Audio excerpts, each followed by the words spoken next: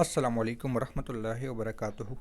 अल्लाहुम्मा सल्लि अला मुहम्मदिन कमा तुहिब्बु व तर्ज़लहू। अपना आमिल आप बने में आप सबको खुशामदीद। नाज़रीन सामीन, आज की इस वीडियो में मैं दो चीज़ों का तज़किरा करूँगा कि 5 किस्म की औरतों पर जिन्नात क्यों आशिक हो जाती है और उनके साथ फिर अपने नाजायज़ ताल्लुकात क्यों कायम कर लेते हैं। लेकिन यहाँ पर मैं ये भी बताने की इंशाअल्लाह ताला कोशिश करूँगा कि ऐसे कौन से ख़वातीन हैं जिनके साथ या जिस पे जिन्नात आशिक हो जाती है लेकिन फिर उनके लिए बहुत अच्छा रिज़ल्ट मिलता है। यानी कि अक्सर आपने यूट्यूब पर भी देखा होगा या सुना होगा कि जिन्नात आशिक तो होते हैं फिर उनके साथ बदकारियों पे आ जाती है, लेकिन 5 6 7 किस्म की ऐसी ख़वातीन भी है जिन पे अगर जिन्नात आशिक हो जाती है तो उनके साथ बहुत अच्छा रवैया करते हैं और उनके लिए बहुत अच्छा रिज़ल्ट इसका मिलता है।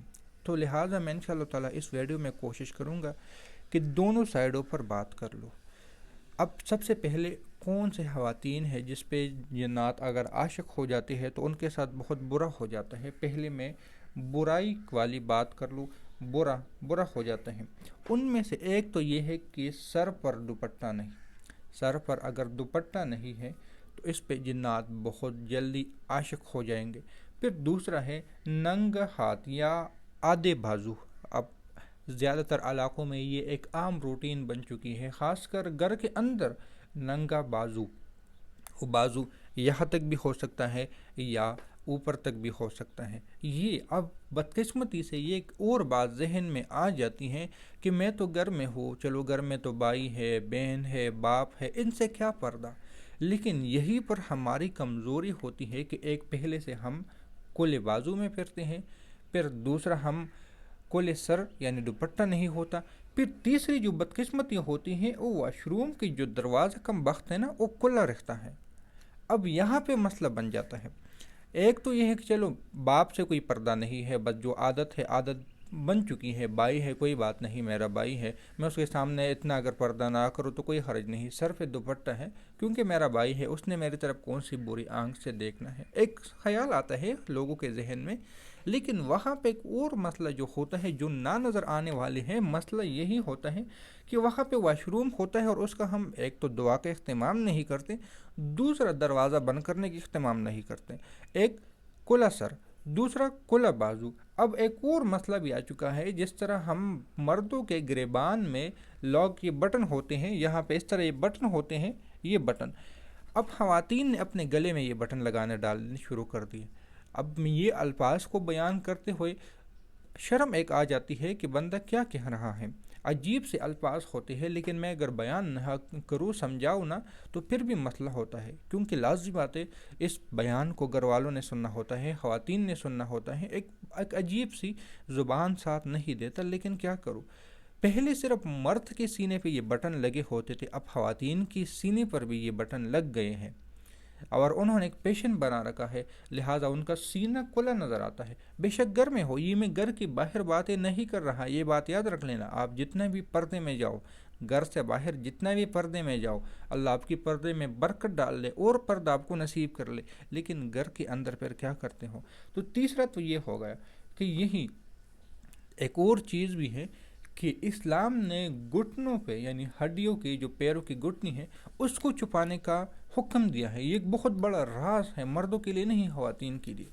अब वहाँ पे जिन्नात क्यों आशिक हो जाते हैं, उसको पैर बांध देते हैं, जो हमारे पैर होते हैं ना चलने फिरने वाले, इसको बांध देते हैं। 4 चीज़ें मैंने बता दी, एक सर, एक गला, एक पैर, एक बाजू, ये चीज़ें तो हो गई है। सीने का मैंने बता दिया, हो गई है। और एक और चीज़ है, बेनमाजी या नमाज की तरफ रग़बत नहीं देना, या अपनी नापाकी के जो हालत होते हैं उस पर ज़्यादा तवज्जो नहीं करना। ये चीज़ें तो हो गई जिन्नात। अब लाज़मी बात है, फिर उसकी मर्ज़ी है। अब एक कहावत है, एक बात है कि बर्तन में गोश्त पड़ा है लेकिन वो गोश्त खुला पड़ा है, यानी उस पर कोई ढक्कन वगैरह नहीं है, और सामने बैठी है बिल्ली। अब बिल्ली को भूख हो या नहीं हो, लेकिन उसके मिजाज में है कि गोश्त मैंने खाना है। अब लाज़मी बात है मौका तो देखेगा। यहाँ पर वही की वही बात शैतान की है। आप अपनी उनको हुस्न जमाल दिखा रहे हो तो क्या आपको बख्श देंगे। उनके मिजाज में तो आग है, तपश है, दूसरे अल्फाज में मैं कहूँगा गरमाइश है, لیکن آپ کو کیسے بخش سکتا ہے؟